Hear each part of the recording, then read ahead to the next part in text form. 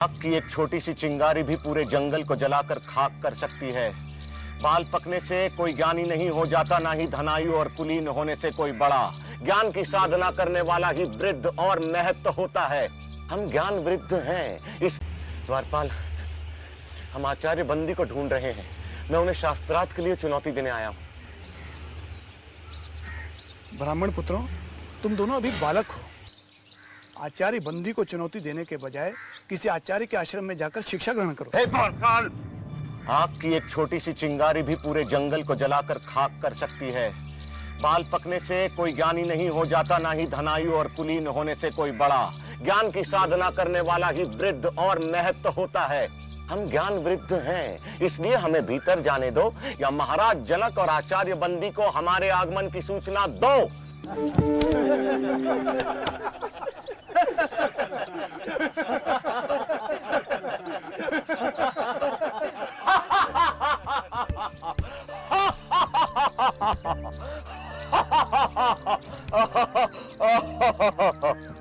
ब्राह्मण देवता, आप सभा को देखकर इस तरह क्यों हंस रहे हैं? महाराज, मैं तो ये सोचकर यहाँ आया था कि जनक की सभा में आकर इन विद्वानों के बीच मैं आचार्य बंदी को शास्त्रार्थ के लिए चुनौती दूंगा, लेकिन यहाँ आकर मुझे लगा कि ये तो मूर्खों की सभा है। राजन, मैंने अपने हंसने का कारण तो बता दिया।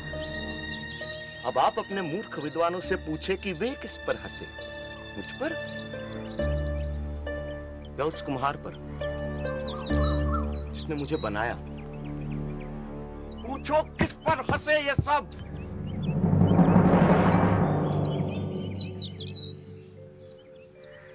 ब्राह्मण कुमार, मुझे और मेरे दरबारियों को इस अज्ञान के लिए क्षमा करें, पर मेरा निवेदन है कि अभी आप आचार्य बंदी से शास्त्रार्थ करने के लिए वयस्क नहीं हुए हैं। आचार्य बंदी से शास्त्रार्थ करना कठिन है। उनसे शास्त्रार्थ में हारने वाले को जल समाधि लेनी पड़ती है। इसलिए अभी आप और विद्या अध्ययन करें।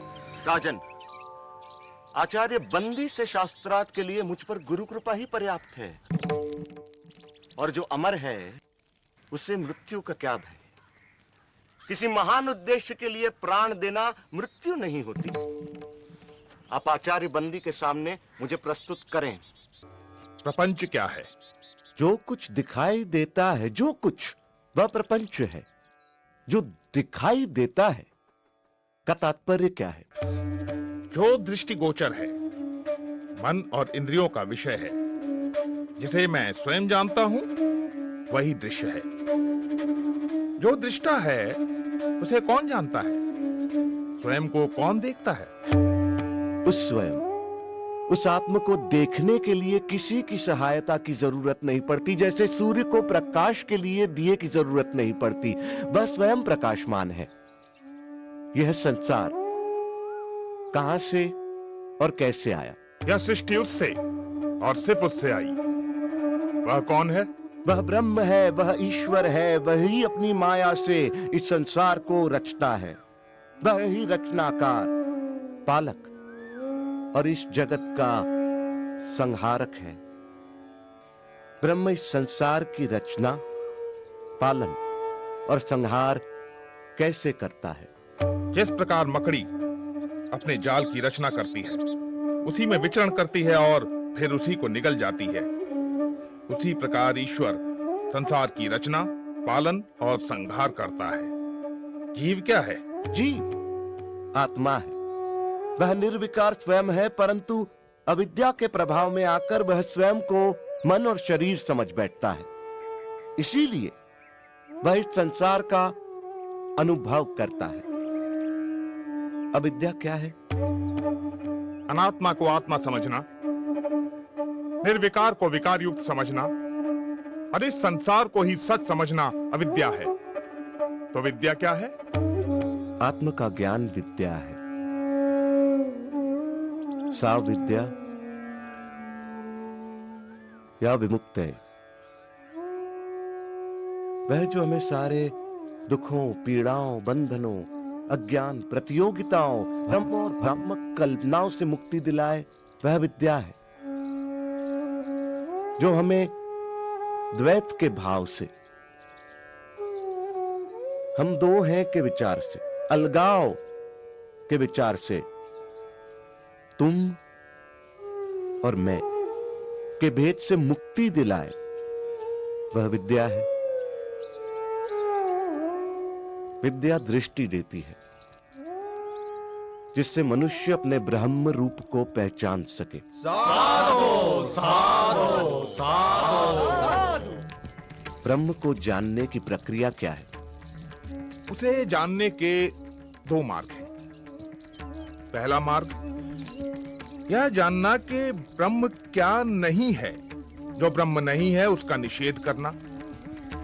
सब नाम, रूप, गुण, सदोष और परिवर्तनशील वस्तु का निषेध कर निर्विकार को जानना। दूसरा मार्ग सत्य जैसा है उसे वैसा ही पहचानना। वह अस्तित्व रूप है, उसके बिना संसार का अस्तित्व ही नहीं है। वह ब्रह्म ही था, वह ब्रह्म ही है, इसलिए मैं ब्रह्म हूं, तुम ब्रह्म हो, हम सब ब्रह्म ही हैं, इसलिए सारा संसार ब्रह्म है। साधो साधो साधो। ब्रह्म को कैसे जाना जा सकता है? ब्रह्म को सही सामाजिक व्यवहार, आध्यात्मिक चिंतन, ध्यान पूर्वक सुनने, नित्य अनुभवों पर विचार करने और निष्कर्षों पर मनन करने तथा समाधि में जाकर जाना जा सकता है। ब्रह्म ज्ञानी के लक्षण क्या हैं? यदि कोई दावा करता है कि उसने ब्रह्म को जान लिया है तो वो ब्रह्म को नहीं जानता। ब्रह्म को जानने के साथ ही ब्रह्म को जानने का अहंकार मिट जाता है। क्या उसे तर्क से जाना जा सकता है? नहीं, परंतु तर्क सहायक हो सकता है।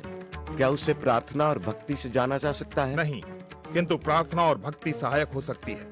क्या उसे योग व मनन से जाना जा सकता है? नहीं, परंतु योग व मनन सहायक हो सकते हैं। आचार्य, उत्तर दें।